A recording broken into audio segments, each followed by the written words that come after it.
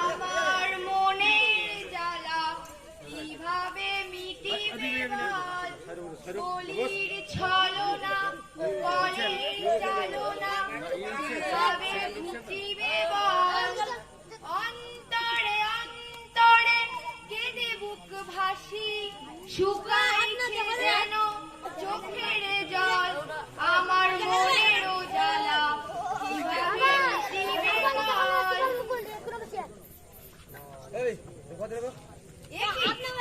তুমি একাই তোমার মনের অবস্থা এরূপ কেন? কোনো ব্যথা পেয়েছো নাকি? ব্যথা? হ্যাঁ ব্যথা, তবে আজ নয়, কিছুদিন থেকেই এই বুক ভরা ব্যথা নিয়ে আমি চলেছি। তা রমা, তুমিও কি কম ব্যথা পাচ্ছ? তোমার ওই গানের কটা কলি, তোমার ওই হৃদয় থেকে বেরিয়ে আসা গান আমার মনের জ্বালা কিভাবে মিটিবে বল? কলির ছলনা কলির ভুল চালনা কিভাবে ঘুচিবে বল? ওগো, আমি কটা গানের কলি নিজের সুর দিয়ে বেঁধেছি, তেমন মন দিয়ে বলেনি। না না রমা, মানুষ যখন কষ্ট পায় নিজে থেকেই বেরিয়ে আসে চোখে জল, আর যখন মন থেকে গান গায় নিজে থেকেই বেরিয়ে আসে মনের যন্ত্রণার গান। কি করব বলো, আমাদের সংসার জীবন সঠিকভাবে চালনা করতে পারবো তো? কেন বলছো এসব কথা, তা আবার এতদিন পরে? হ্যাঁ, এতদিন পরেই তো সমস্যাটা হচ্ছে, যা আমাকে কুড়ে কুড়ে খাচ্ছে। আমিও বড় অস্থির হয়ে পড়ছি রমা, কি করি কি যে করি কিছুই তো ভেবে পাচ্ছি না। আচ্ছা রমা, তোমার সমস্যা আর আমার সমস্যা কি এক? হ্যাঁ গো হ্যাঁ, তোমার দুশ্চিন্তা আমার দুশ্চিন্তা এক। ওই ওই ছেলের হাতে মোবাইল ফোন। আমারও ওই একই দুশ্চিন্তা, ওই ছেলের হাতে মোবাইল ফোন। ছি ছি, যুগের পরিবর্তন হতে না হতেই দেখছি সমাজের সমস্ত সংস্কার জলাঞ্জলি হতে চলেছে। আমার একমাত্র সন্তান সহ্য করতে করতে, তবে আমরা কি ভুল পথে হেঁটে চলেছি? সঠিক বস্তুকে সঠিক জায়গায় ব্যবহার করা উচিত, আর তা না হলে। ও দিদি, কোথায় গেলি সব? চিকি কেন শুধু শুধু চিকচিক করে সূচন মতো করছে? আরে জামাই বাবু, বারবার বলছি আমার নাম চিকে নয়, চুচাও নয়, আমার নাম চিক্কু মিত্র। এই মহল্লার এই সামনের একমাত্র সেরা। হয়েছে হয়েছে, একটু থাম, বলি বল কি বাজার করে আনবি?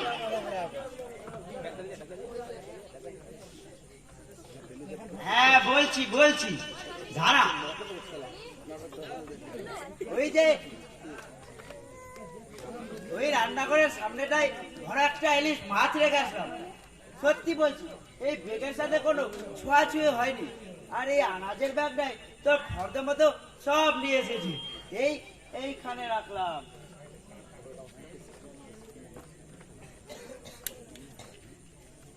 আর এই যে জামাইবাবু, আপনার জন্য খবরের কাগজটা। কই দেখি দেখি, আজকে আবার কি খবর ছাপিয়েছে? কি আবার খবর হবে জামাইবাবু, এখনকার ছেলে মেয়েদের জীবনে চলার ধরনটাই বদলে গেছে। কি বলছিস ভাই? হ্যাঁ দিদি, একবার পেপারটা খুলে দেখ, ফার্স্ট পেজেই লেখা, বড় করে হেডিং করে লেখা আছে, মোবাইল কানে ট্রেনে কাটা পড়ে মৃত এক যুবক। কি বলছো চিকু? দেখলে দেখলে রমা, দেখলে আমার উদ্বেগের কারণটা দেখলে? বর্তমান যুব সমাজ এই মোবাইল চালানোর নেশাতে আসক্ত।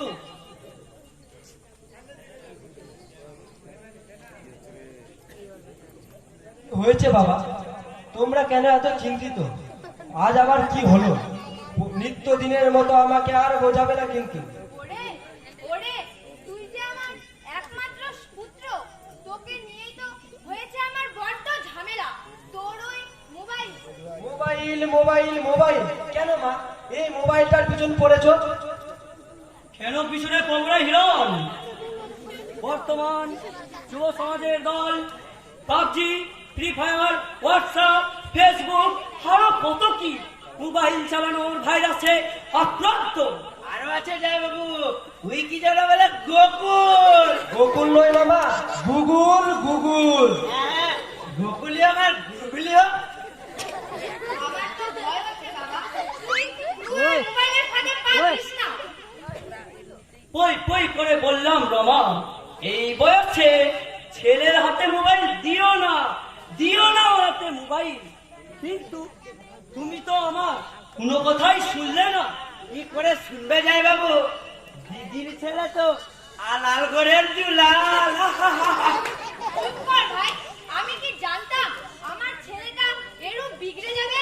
আমি তো শুধু চেয়েছিলাম আধুনিক যুগের সঙ্গে তাল মিলিয়ে চলবে। তাল মিলিয়ে চলবে নাকি ছাই? আমাদের ছোটবেলায় আমরা কি আনন্দ করে নেই? পাড়ার কারো বাড়িতে টিভি ছিল না, প্রথম টিভি এসেছিল আমাদের বাড়িতে। পাড়ার সমস্ত লোকজন সকাল সন্ধ্যা বাড়িতে ভিড় জমাতো। কই আমরা তো আর বই বন্ধ করে ওই টিভির বেলায় বসে থাকিনি। ঠিক বলছেন জয় বাবু, আমাদের পাড়ায় ওই রমেন বাবুর বাড়িতে প্রথম টিভি এসেছিল। আমি আর আমার দিদি এক সন্ধ্যাবেলা দিয়েছি। ঠিক বলছি, আমার এখনো মনে আছে সেই দিনের বাবার বকুনি। তখনকার দিনের শাসন ছিল আলাদা, আর এখন শুধু মডার্ন মডার্ন মডার্ন যুগ বলতে বলতেই নাকি। ঠিক বলছেন জয় বাবু, মডার্ন যুগ বলতে বলতে এই সমস্ত আনাজেরও মডার্ন যুগ চলে এসেছে। অসময়ে বিক্রি হচ্ছে ফুলকপি, বাঁধাকপি, বেগুন, সজনে, আরো কত কি। না পাচ্ছি জীবের স্বাদ, না পাচ্ছি কোনো মজা, শুধু শুধু জয় বাবুর টাকা চলে যাচ্ছে। এই চিককে এই চিকচিকা ভাল লাগছে না কিন্তু। বাবা হিরণ, এতগুলো কথা বলে চলেছি, তাও তুই মোবাইল চালাতেই ব্যস্ত। শুনেছি মা, সব শুনেছি। তোমরা শুধু এই মোবাইলটাকেই দোষ দাও, কিন্তু মা যখন তোমার লক্ষ্মীর ভান্ডারের মেসেজ ঢুকে তখন তো আর এই মোবাইলটার দোষ দাও না। বাবার রেলের টিকিট বুকিং করি তখন তো আর দোষ দাও না। এটা আধুনিক যুগ মা, মোবাইল ছাড়া আর চলবে না। আমি জানি বাবা, মোবাইল ছাড়া আর চলবে না, তাই বলেই তো তোকে কিনে দিয়েছিলাম। তবে এই নয় বই বন্ধ করে ঘন্টার পর ঘন্টা মোবাইল চালিয়ে যাবো, গেম খেলবো, ফেসবুক চালাবো, ফ্রি ফায়ার খেলবো। ঠিক বলছি দিদি, ভাগলে আমার ওই মোবাইল চালাতে চালাতে বলে বন্দে কো মার, বন্দে কো মার, মুঝে প্রো বানা, প্রো বানা। ওইগুলো প্রো না ছাই বানা। বেশ, আমি মানছি বর্তমান সমাজ বড় আধুনিক সমাজ। এখন কম্পিউটারের যুগ, বিজ্ঞানের পরিস্ফুটিত দিক আমাদের জীবনে আলোকিত করে তুলছে। তা বলে বিজ্ঞান সংস্কার না অসংস্কার এই রচনা ভুলে আস না হিরণ। দেখ বাবা দেখ, এই পেপারটার দিকে একবার তাকিয়ে দেখ, কি লেখা আছে? মোবাইল কানে, ট্রেনে কাটা করে মৃত এক যুবক। সেদিন তো বললাম বুড়োইল খেলার নেশায় যুবকের প্রাণ নাশ। হ্যাঁ চিকু, আমিও প্রায় করি এ সমস্ত দুর্ঘটনাগুলো। আহা, ওগো, সেই সব বাবা মায়ের কথা একবার ভেবে দেখেছো? আমার ভেবেই তো বুকের ভেতরটা জানি কেমন টিপ টিপ করছে। ভয় পেও না মা, ভয় পেও না। তোমার ছেলে যথেষ্ট বুঝে। কাল থেকে আমাকে আর মোবাইল চালানোর কথা বলবে না। বিরক্ত করো না মা, বিরক্ত করো না। আর মামা, তুমিও আমাকে আর ফলো করবে না।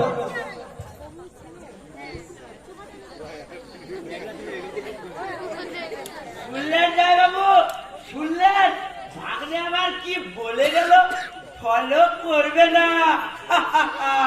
আরে ফলো তো আমি করবই, তোর বাবারও দাম নেই থামানোর। দিদি, হিরণের বাপ তো এটাই, সরি জয় বাবু, সরি, ভুল হয়েছে, ভুল হয়েছে। দিদি, এই নে ব্যাগ, আমি তো পালাই, পালাই। যেমন মামা তেমন ভাগ্নি, একজন মোবাইল পাগল আর একজন থাক ওসব কথা, এবার ভাবো, মন দিয়ে ভাবো, ছেলেটাকে সঠিক পথে কিভাবে নিয়ে আসা যায়। আমার আদরে তো ও একটা মস্ত বাদর হয়ে দাঁড়ালো।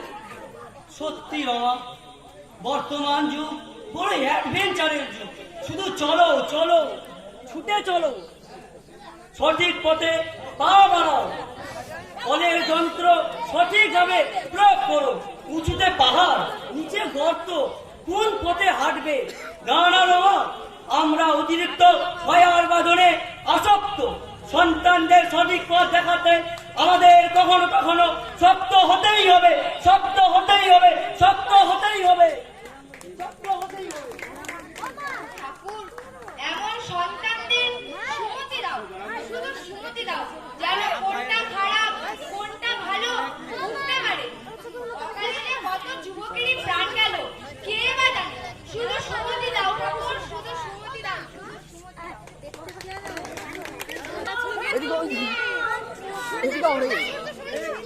তোমার কৃপা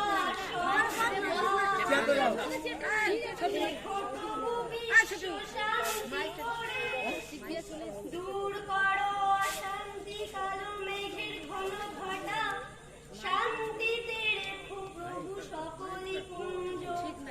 জেগে থাকো সকলে হৃদয় মাঝে বুদ্ধ।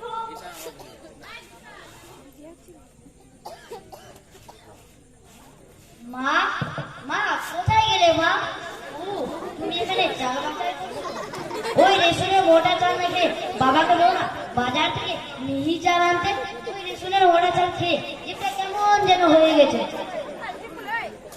কেন রে সোনা, ভালোই তো আবার পেট পুরে খাচ্ছিস। গরিবের ঘরে জন্ম নিয়েছিস, ভালো কিছু আর আশা করিস না। চা খাওয়ার জোটে প্রণাম করে খেয়ে নিস। কেমন কত কষ্ট করেছে তোকে ওই বড়লোক ছেলেদের সাথে ইংলিশ মিডিয়ামে পড়াচ্ছি, তা তুই কি করে বুঝবি? আচ্ছা মা, তুমি কতটা লেখাপড়া করেছো? কতটা আর হবে, ওই প্রাইমারি পর্যন্তই পড়েছি। আচ্ছা, বেশ মজা হবে। আচ্ছা মা, তুমি কি অঙ্ক জানো? আমি যদি একটা অঙ্ক দিই তুমি কি পারবে? তেমন লিখে না পারলেও মুখে মুখে কিছুটা উত্তর দিতে পারবো। তাহলে বলো তো আমার হাতে কি আছে? কি আবার মেনু? আপেল। তাহলে দেখো, এই যে একটা আপেল, আবার এই যে একটা আপেল, আবার এই যে একটা আপেল। কয়টা আপেল হলো বলো তো মা? কেন দুইটা আপেল? ওই দুইটা আপেল, তিনটা আপেল। কোনটা? দুটাই তো আপেল। ও মা, তুমি তো অঙ্ক জানো না। মা অঙ্ক জানে না। না না মেনু। ও মা, তুমি তো বুঝতে চাইছো না। ওই যে একটা আপেল, আবার ওই যে একটা আপেল, আবার এই যে একটা আপেল। তিনটা আপেল হলো কিনা বলো না? দুটাই তো আপেল। ও মা, তুমি অঙ্ক জানো না। মা অঙ্ক জানে না, মা অঙ্ক জানে না। কি মজা, কি মজা। শোন, বেনু, আমি ঠিক বলছি। শোন, আমি ঠিক বলছি। কি হচ্ছে? এগুলো তো দেখলে নাচছে কেন? আরে দেখো না, কি এক এত মাথার অঙ্ক করে দিয়েছে, শুধু ভুল হয়ে যাচ্ছে। কি এমন অঙ্ক যে শুধু ভুল হয়ে যাচ্ছে? দেখি বেনু, নে একটু আমায় খুলে বল। ও বাবা, মা তো বলতে পারো না, তার জন্য কি তুমিও বলতে পারবে?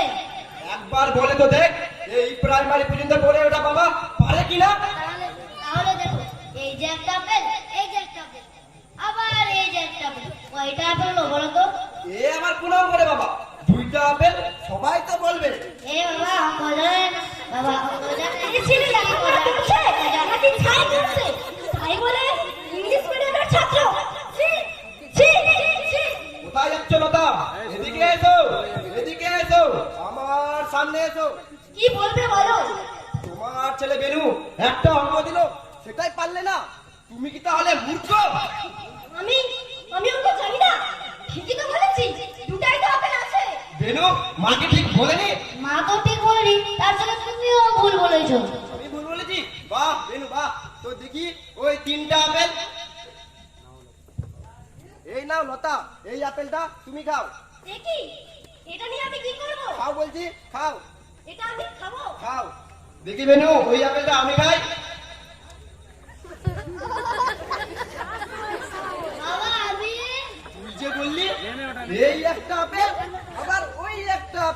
আবার ওই একটা আপেল, তাহলে তুই আটটাই আপেল মনে করে খা। তিনটা আপেল ওই তো গেল। ভুল হয়ে গেছে বাবা, ভুল হয়েছে। আর কখনো এই ভুল করবো না। আমি ভেবেছিলাম তোমরা কম লেখাপড়া তো, তাই এই ইংলিশ মিডিয়ামে এড়ে যাবে। আর কখনো এই ভুল কাজ করবো না বাবা। দেখলে লোকা, দেখলে এরা ভাবে কি পুঁথিগত বিদ্যায় শুধু আসল বিদ্যা, এর ভারের বিদ্যা বুদ্ধি এদের কাছে তুচ্ছ। না না লোকা, এরা বুঝে উঠতে পারে না এর ভারের বিদ্যা বুদ্ধি চিন্তা কতটা দৃঢ় সত্য বাস্তব, এরা বুঝে উঠতে পারে না লতা। হ্যাঁ হ্যাঁ, আজ আমি বুঝতে পারছি এই সমাজের অশিক্ষিতদের মান নিজস্ব সম্মান আছে। বয়স কারণ হচ্ছে বিদ্যার বুদ্ধির কি নাম আজ আমি বুঝতে পারছি। মা মা আমি এসে গেছি মা, এই দেখো তোমার মেয়ে এসে গেছে। মা বান্ধবীর বাড়িতে কয়েকদিন যা জমলো না, সারা জন্মদিন ফাটিয়ে দিয়েছি। যেমনি খাবার তেমনি নাচ গান, মাইন্ড ব্লোয়িং মাইন্ড ব্লোয়িং। থামানো, তোকে পই পই করে বারণ করলাম। মা অনু, একা একা বান্ধবীর বাড়িতে যাস না। তবু তুই কি আমার কথা শুনলি? শুনবে কি করে, শুনবে কি করে? তুমি তো একেবারে মেয়েকে মাথায় করে রেখেছো। ও বাবা, আমরা মেয়ে বলে কি স্বাধীন না? দেখি সালা কে আমার পথে বাধা হয়। এক চুটকিতে এক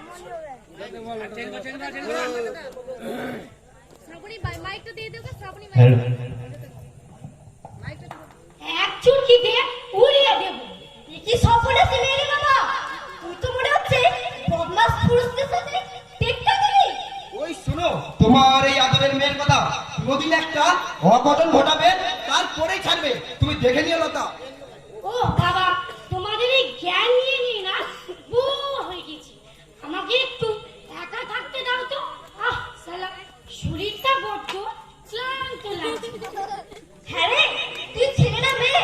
সবসময় ছেলেদের মতো কথাবার্তা বলছিস আর ছেলেদের মতো ফাটা জিন্স পরে ঘুরতে যাচ্ছিস। কেউ কি বলবে এটা নতুন পোশাক? পাচ্ছে বাপের টাকা আর ঝরঝর করে যাচ্ছে, কি করে ফিরবে এই বাপের ব্যথা? আরে বাবা, এটা তো আধুনিক যুগের পোশাক। যুগের সঙ্গে তাল মিলিয়ে চলবে না। হাতে মোবাইল, জিন্স প্যান্ট পরে রাস্তায় না বেরোলে সালা মডার্ন মনেই হবে না। ছি ছি, আমাদের সময় কাপড়ের পুটলিতে জামা কাপড় রাখতো। জামা কাপড়গুলো কেমন যেন কুঁচকে যেত। কোনো অনুষ্ঠান বাড়িতে সেগুলো পরে যেতে লজ্জা লাগতো। ঠিক বলেছো লতা, ঠিক বলেছো। এখনকার ছেলেমেয়েরা দোকান থেকে ওইসব পোশাক কিনে ব্যবহার করছে। কি যেন প্যান্টটার নাম? কার্গো, কার্গো বলে বাবা। এটা মডার্ন যুগে অভিনব আবিষ্কার। আমার তো না খুব ভালো লাগে। আরে লাগবেই না কেন? তুই আবার কিসে কম? সব সময় তো ওইসব পোশাক মোবাইলে দেখতে ব্যস্ত। ছি ছি, আমাদের মতো ঘরে এমন মেয়ে হবে তা ভাবিনি বাপু। তোমাকে বারবার করে বললাম এই বয়সে এই মেয়ের হাতে ফোন দিও না। তবু কি তুমি শুনলে আমার কথা? হ্যাঁ গো, এই যুগে মোবাইল দেখাটা বড় কথা নয়। বড় কথা হচ্ছে তার প্রয়োগের সীমারেখাটা। আমাদের তো গর্ব বিজ্ঞানের এক অবিশ্বাস্য আবিষ্কার। আমাদের তো ওই বিজ্ঞানীদের সেলুট জানাতে ইচ্ছে করছে। বড় দুঃখের বিষয়, আজকালকার কিছু কিশোর কিশোরী তার সঠিক প্রয়োগ করে না। হ্যাঁ মা, মোবাইলের কথা উঠতে মনে বললো। আজ রাতে আমার রিচার্জ শেষ হয়ে যাবে। কাল সকালে আমাকে রিচার্জ করে দিও। না না, আর আমার কষ্টের টাকা নষ্ট করিস না। ঠিক বলছো, মাসে মাসে এত টাকা দেওয়া যায় না। আরে চোখ তো তুই নষ্ট করবি। ভেবে দেখেছিস সামনে তোর পরীক্ষা। পরীক্ষা দিবে নাকি আমার মুন্ডু দিবে? কি লিখবে পরীক্ষার খাতায়? সারা খাতা ধরে হাতে কলম নিয়ে ফেল ফেল করে তাকিয়ে থাকবে। তোদের মতো সন্তান নাই পড়াশোনাটাকে যা ইচ্ছে তাই পেয়েছিস। কেন মা, কেন বাবা অত কষ্ট করে পড়তে যাব? এই মোবাইলটা দেখেছো? এই মোবাইলের মধ্যে রয়েছে গুগল অ্যাপ। এটা কি? একবার যদি বলি সরি মানে কি সঙ্গে সঙ্গে বলে দিবে দুঃখিত। আর বাবা বানানগুলো স্ক্রিনে ফুটে উঠবে। ওরে যদি মেয়ে, এটা কেন বুঝতে পারছিস না? এটা প্রকৃত শিক্ষা নয়। শিক্ষার ভিত মজবুত করা অত সহজ নয়। এভাবে শিক্ষা হয় না রে। সেদিন তো দেখলাম ব্যাংকে একটি মেয়ে স্কলারশিপের টাকা তুলবে বলে 1000 লিখতে 3টি স্লিপ ছিঁড়ে ফেললো। 1 লিখে 1000 আর লিখতে পারছে না। জানি না কিভাবে কি যে করবি, বড্ড চিন্তা লাগছে। আমরা এতটাই আধুনিক হতে চলেছি যে সমাজ সংস্কার হয় সবকিছু শিখিয়ে তুলে দিচ্ছি। যা শালা, বাড়িতে এসে মুডটাই নষ্ট হয়ে গেল। কি যে এখন করি। কি আর করবি, যা ঘরে যা, ফ্রেশ হয়ে একটু পড়তে বস।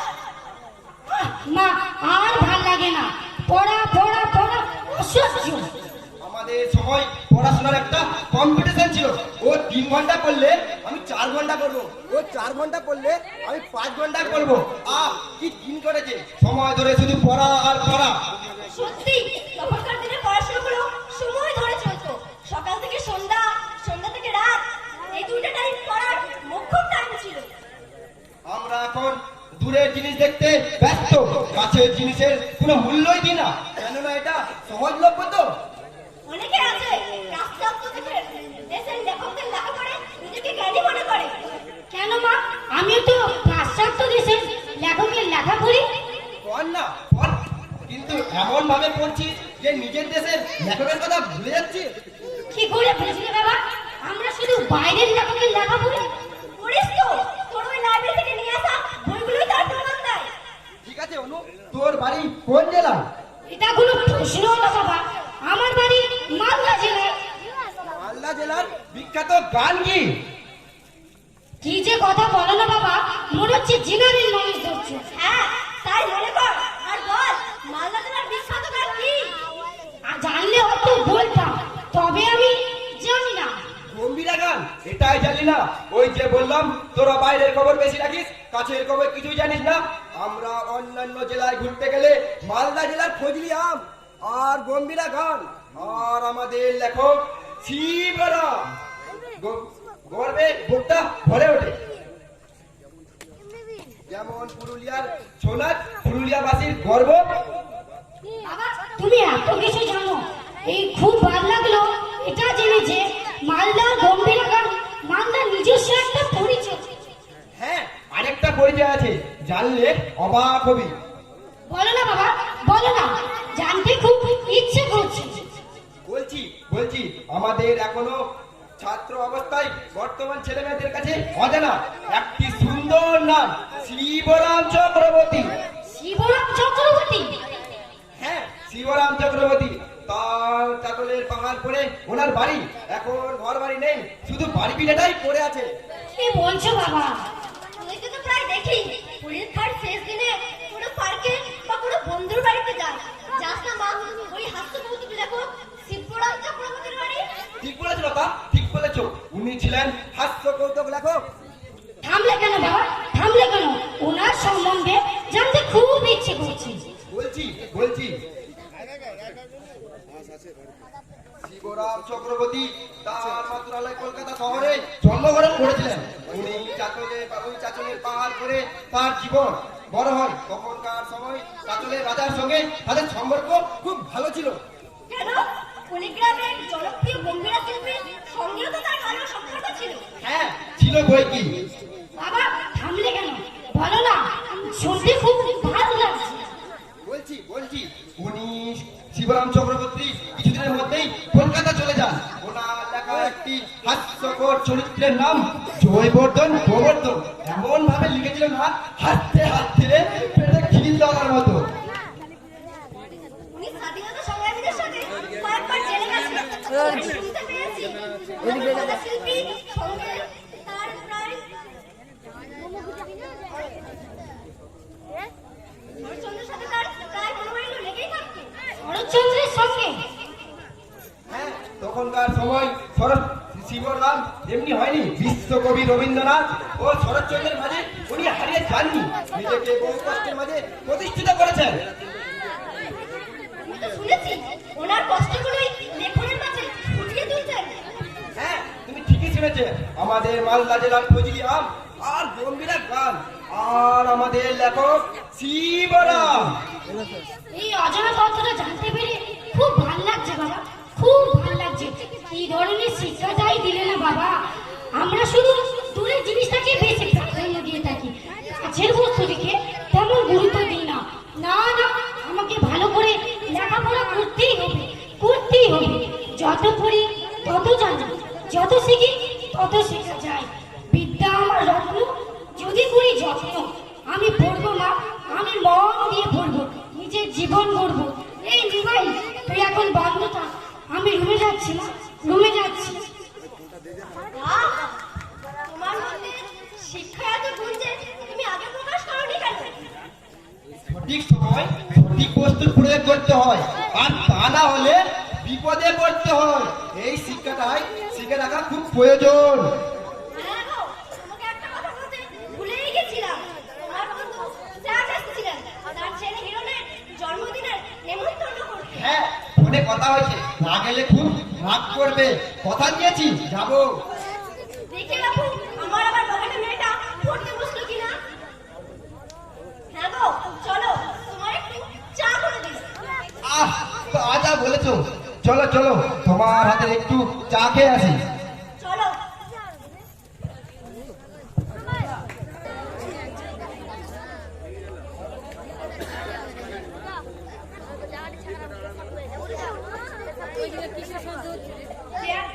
চেয়ারটা ওইদিকে।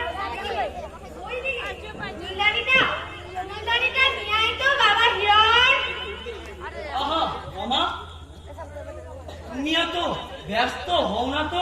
তোমার আবার কোমরে মোচ এসে যাবে, পুরনো ব্যথা তো, একবার জেগে গেলে পুরো কষ্ট হবে। না না, ছেলের জন্মদিন বলে কথা, কোনো ত্রুটি রাখতে চাই না আমি। হ্যাঁ, তোমার বন্ধু ডক্টর বোস তাকে ঠিক করে বলেছো তো?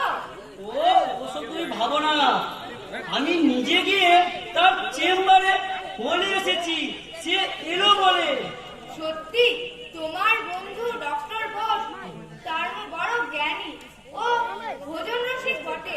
ওর মতো মানুষ পাওয়া বড় কঠিন। কি সুন্দর কথা, কি সুন্দর চিন্তা ভাবনা, আমার খুব ভালো লাগে। আচ্ছা, তুমি কি ডক্টর বোসের গুণগান গাইবে নাকি রান্নার কাজ ছাড়বে? আর রান্নার সমস্ত পদ ঠিকঠাক ভাবে হয়েছে তো? ঠিক ঠিক মানে আমি সমস্ত আইটেম করে রেখেছি, তবে ইলিশ মাছের পাতুরিটা যে কেমন হবে ঠিক বলতে পারছি না। কেন, ইলিশ মাছের পাতুরি রান্নাটি কি খারাপ হবে? না মানে সেই সময় মায়ের বাড়ির ফোন আসাতে হলুদ আর লবণের মিশ্রণটা ভুলে গেছি। চিন্তা করো না, ওই ইলিশ মাছটা ঢাকার একেবারে পদ্মার ইলিশ। তা তুমি যেমন যেমন রান্না করো না কেন, ও সুস্বাদু হবে। কি যে বলো না। তাছাড়া প্রত্যেক বছর তোমার রান্না করা খাবার খেয়ে ওরা বড়ই প্রশংসাই করে। হ্যাঁ হ্যাঁ গো, তোমার বন্ধু রজত ও তার স্ত্রী লতা তাদের সমস্ত পরিবারটাকে নেমন্তন্ন করতে ভুলিনি তো? কি করে বলি বলো, রজত আমার বন্ধু শুধু নয়, আমি আমার অভিভাবকের স্থান দিয়েছি তাকে। আর স্ত্রী লতাকে অভিভাবিকা, ওরা আমার কি উপকারটাই না করেছে। যাক কে ওসব কথা, প্রতিবারের মতো পুত্র হিরণের জন্মদিনের খাবারটা এবারও তুমি পেট পুরে খাওয়াবে, কেমন? ওসব তোমাকে ভাবতে হবে না, কথায় আছে না, অতিথি দেব ভব। ঠিক বলেছিস দিদি, একেবারে ঠিক বলেছিস। অতিথি দেব বাবু। আমি আজ এখানে নাইবা থাকতাম আর আজকের দিনে এই অনুষ্ঠানে অংশগ্রহণ করতাম, তাহলে তো জাহাই বাবু আনন্দে বলতো আমার চিক্কু এসেছে, আমার চিক্কু এসেছে। না না, আমি বলতাম না, আমি বলতাম না। সত্যি জাহাই বাবু, আপনি এমনটা করতেন? বললাম তো আমি বলতাম না, শুধু বলতাম কি বলতেন?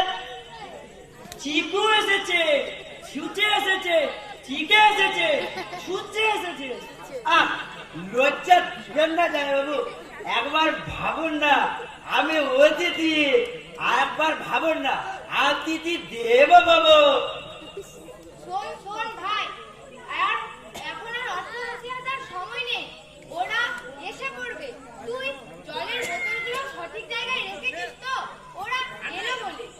কিচ্ছু ভাবতে হবে না দিদি, এই চুক্তু মিত্র কোনো কাজে ফাঁকি দেয় না, আমি সব কাজ একেবারে গুছিয়ে রেখেছি। বাবা বাবা শুনতে পাচ্ছ ওই ডাক্তার কাকুর গাড়ির বাজির শব্দ? ওই তো গাড়ির শব্দ শোনা যাচ্ছে। ওমা, ডক্টর বস এসে পড়লো বলে। যা বাবা যান, ডক্টর বোস কাকুকে ঘরে নিয়ে আয়। আমি যাচ্ছি মা, আমি যাচ্ছি। রমা, হ্যাঁ বলো। ডক্টর বস চলে এলো, কিন্তু রজতরা এখন কেউ এলো না, কি ব্যাপার? হবে কোনো সমস্যা হয়তো, তুমি ঠিক বলেছো তো? না, আজকের দিন, আজকের সন্ধ্যা, না না রমা, না, আমি ঠিকই বলেছি, আমি ঠিকই বলেছি। আসুন আসুন কাকা বাবু, ভেতরে আসুন। আরে স্যার, কেমন আছিস? কেমন আছিস তুই? আয় ডাক্তার আয়, আমার কাছে আয়। কেমন আছিস ডাক্তার?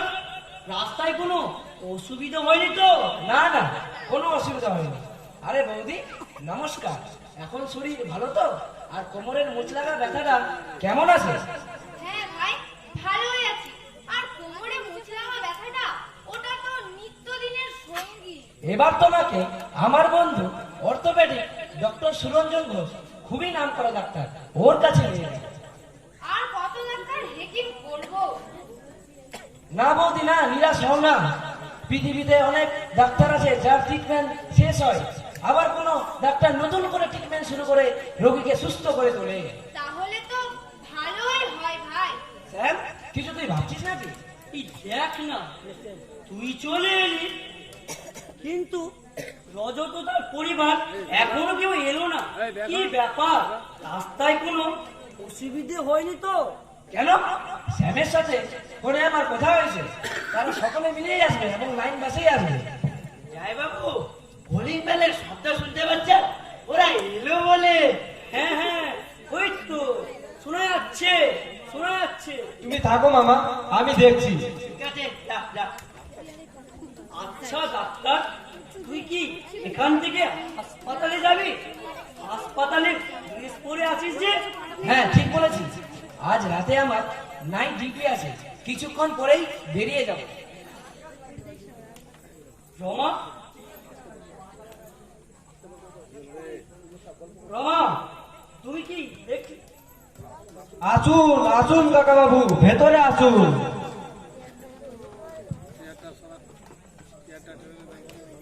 আরে আয় রোজ আয়, এত দেরি হলো যে? আমি তো ঘাবড়ে গেছিলাম, কে জানি রাস্তায় কোনো অসুবিধা হলো নাকি? না না, কোনো অসুবিধা হয়নি। আরে অনু, তোমার মা কই? আসেনি? ওই তো মা আসছে। ওয়েলকাম বৌদি, ওয়েলকাম, এসো এসো। নমস্কার দাদা। নমস্কার নমস্কার। নমস্কার। সকলে ভালো আছেন তো? হ্যাঁ ভাই, সকলে ভালোই আছে। এই যে ডক্টর বোস, খাবার সুগন্ধি তো একেবারে প্রথমেই হাজির। এই শোনো বৌদি, অনুষ্ঠান বাড়ি কেন হয়? সকলের সঙ্গে দেখা সাক্ষাৎ, গল্প গুজব, ভালো ভালো খাওয়া, হাসি ঠাট্টা, হই হট্টগোল, তাই নয় কি? ঠিক বলছিস ডক্টর বোস, কতদিন যে এই মন প্রাণ খুলে হাসি নে, কে বা জানে? কেন, কিছু হয়েছে নাকি তো? হ্যাঁ, এখনকার কিশোর কিশোরী থেকে যুবক যুবতী, তাদের চলার ধরনটাই যেন পাল্টে গেছে। একে অপরের সঙ্গে গল্প, আড্ডা, কোনো ভালো কিছু আলোচনাই করে না। ঠিক বলেছো বৌদি, এর মূলে রয়েছে এই মোবাইল। মোবাইল বস্তুটি এমন যার প্রয়োগ ছাড়া আমরা অচল। এর সঠিক ব্যবহার কিভাবে করতে হয় এরা সেটা বুঝতে পারছে না। এটাই তো কথা বন্ধু, এরা বুঝবে কি করে এর সঠিক প্রয়োগ? আমরা মায়ের বসে হোক বা সন্তানদের জেদের বসে হোক, ওই মোবাইল ফোন দিয়ে থাকি। আমরা ভাবি শিক্ষার প্রসার হোক, প্রযুক্তির প্রসার হোক। কিন্তু না, বর্তমান প্রজন্মের ছেলেমেয়েরা প্রযুক্তির অপব্যবহার করছে।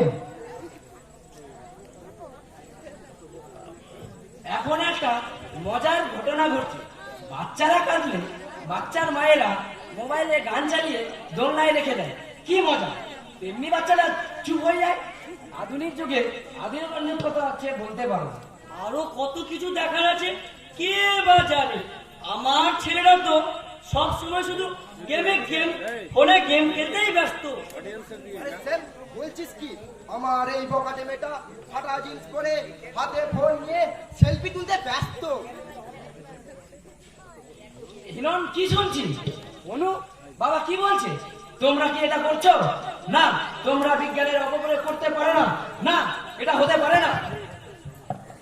ডক্টর ঘোষ, তুমি জানো কিনা খবরটা ঠিক বলতে পারছি না। গত ডিসেম্বর মাসে কয়েকজন ছেলে মেয়ে নৌকোতে চড়ে পিকনিক করছিল। নৌকোর একদিকে এক বন্ধু সেলফি তুলতে ব্যস্ত, তার পাশে আরেক বন্ধু সেলফি তুলতে ব্যস্ত। তারপরে একে একে হুড়োহুড়ি করে সবকটা বন্ধু সেলফি তুলতে গেলে নৌকো উল্টে 4টে বন্ধু মারা যায়, আর 2টো বন্ধু সাঁতার কেটে এলে বেঁচে যায়। কি সর্বনাশ, শেষে চারজনই মারা গেল। হ্যাঁ বৌদি, এই খবরটা পেপারে পড়েছে বলে মনে হচ্ছে। এমন ঘটনা প্রায় প্রতিদিনই লক্ষ্য করি। এখন থাক কাকা বাবু। হ্যাঁ কাকা বাবু, এই জন্মদিনে এসব কথা বললেই কি নয়। না হিরণ, না না অনু, না। তোমাদের মোবাইল চালানোর একটা বড় সীমারেখা থাকা উচিত। মোবাইলকে সব সময় সঠিক কাজে ব্যবহার করা উচিত। শুধুমাত্র এই গেম খেলে সেলফি তুলে, আরে বাবা, চোখ দুটো তো বাঁচাবে, মস্তিষ্ক হ্যাং করে না, কে বাজাবে? তোমরা হলে মা বাবার স্বপ্নের ভবিষ্যৎ, সমাজের ভবিষ্যৎ, দেশের ভবিষ্যৎ। তোমরা শিক্ষার অপপ্রয়োগ করো না, সঠিক পথে থাকো, শিক্ষাকে লঙ্ঘিত করো না। ঠিক বলেছো চিকু, তোমরা হলে সমাজের, পরিবারের ভিত্তিস্বরূপ। তোমরা হলে ভবিষ্যতের মানুষের, সমাজের আশ্রয়স্থল। উন্নত পরিবারের সমন্বয়ে দৃষ্টান্তমূলক সমাজের বিনির্মাণ হয়। আর পরিবারের ছেলেমেয়েরা প্রযুক্তির অপব্যবহার করছে। সমাজ কাঠামো শক্তিশালী ও সুশৃঙ্খলা গড়ে তুলছে, আর তোমাদের মতো ছেলেমেয়েরাই একটি সঠিক রাষ্ট্র তৈরি করতে পারে। তো তোমরা জানো না হিরণ, তোমরা জানো না রূপ, তোমরা হয়তো এই ডাক্তারবাবুকে খারাপ ভাববে। আমাদের সমাজে কত নোংরা দিক ফুটে উঠেছে। সভ্যতার ও সংস্কৃতির উন্নয়নকে থমকে দিতে দিও না। ভদ্র মার্জিত থাকো, শিক্ষাকে উন্নত থেকে উন্নত করো, চরিত্রবান হও, সৎ হও। হ্যাঁ হিরণ, হ্যাঁ অনু, তোমাদের ডাক্তারবাবু ঠিক বলেছে।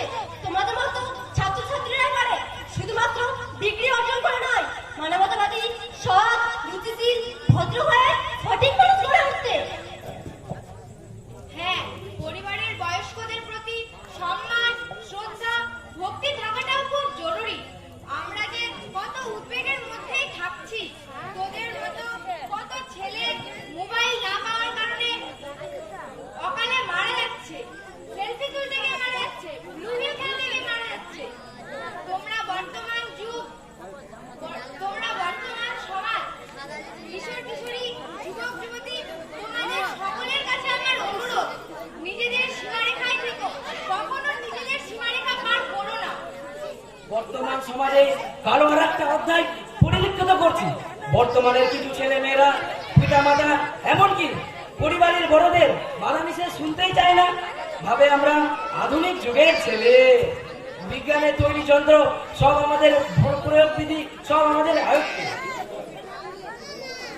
আর এই সীমাটা পেরিয়ে গেলেই ব্যাস, আজ কখন যে জ্বলতে জ্বলতে নিভে আসে তার সেও বুঝতে পারে না। তোমরা বুঝতে পারছো না হিরণ, পৃথিবীটা বিশাল বড়।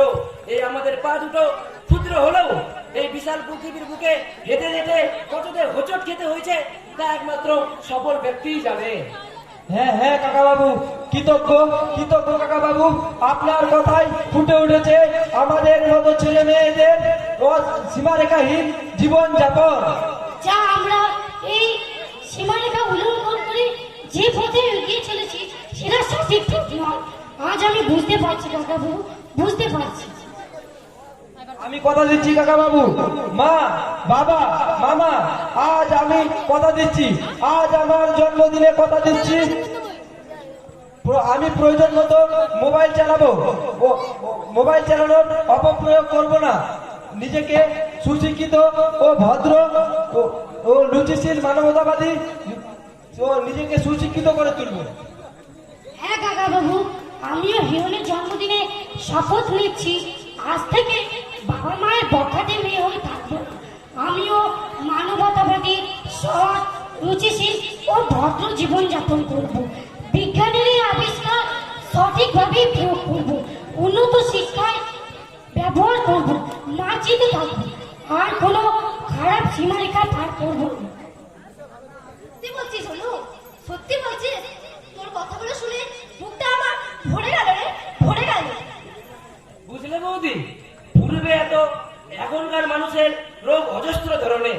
পূর্বে এত রোগ ছিল কিনা জানি না, তবে এটা জানি এখনকার মানুষের রোগ অজস্র ধরনের। তা যেরকম ওষুধ আছে, তেমনি তোমার ছেলে মেয়েদের সঠিক পথে নিচে আসার অজস্র ওষুধ আছে আমার কাছে। ঠিক বলছো ভাই, তোমাদের মতো মানুষের খুবই প্রয়োজন।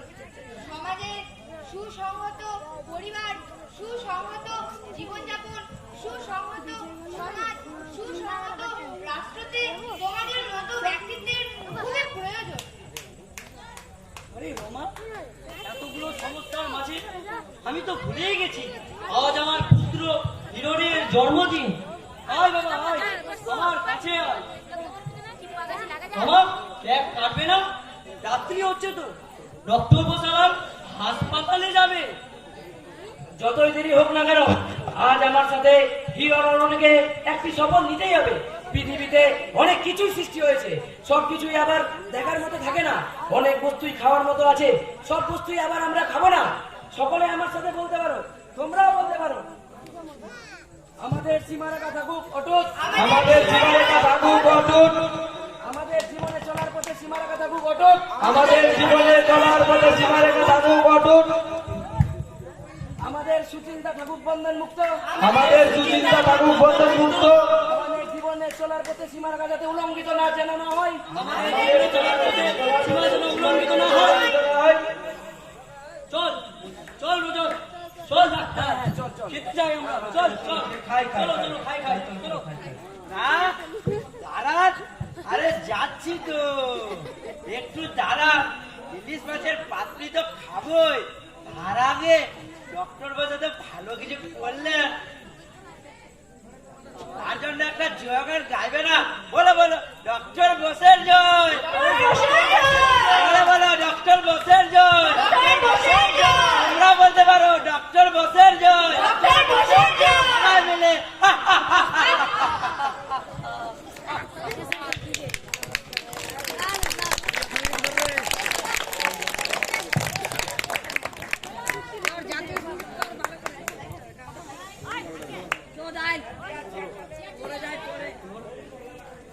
জনগণ অধিনায়ক জয় হে ভারত ভাগ্য বিধাতা, পঞ্জাব সিন্ধু গুজরাট মারাঠা দ্রাবিড় উচ্চল বঙ্গ, বিন্দ হিমাচল যমুনা গঙ্গা উচ্চল জলধি তরঙ্গ, তব শুভ নামে জাগে, তব শুভ আশিস মাগে, জাগে তব জয় গাথা।